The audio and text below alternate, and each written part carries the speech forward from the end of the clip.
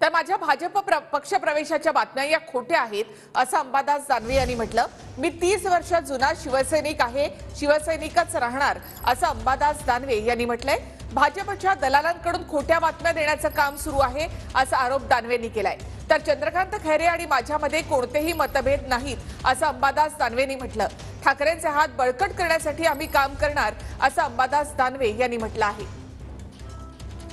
पण अशा खोटाड्या बातम्या तुमचे न्यूज चॅनल चालवण्यासाठी, तुमच्या TRP साठी, कारण मी 30 वर्ष जुना शिवसेनेचं काम करणारा शिवसैनिक आहे। बाळासाहेबांच्या विचाराने लढणार आहे, नुसतं काम करणारा नाही तर लढणार आहे। पद येत असतात, पद जात असतात, हे मी सुद्धा अनुभवलेलं आहे।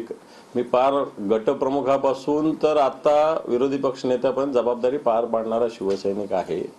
आणि अशा पद्धतीनं मला असं वाटतं राजकीय जीवनाशी खेळ असतात। मला त्याच्यात स्पष्ट सांगायचं आहे की भारतीय जनता पार्टीचे दलाल याच्यामध्ये मोठ्या प्रमाणावर घुसलेले।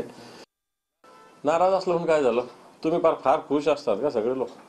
हे कोणतेही मतभेद नव्हते। त्यांनी तिकीट मागितलं होतं, मी तिकीट मागितलं होतं, एवढाच विषय।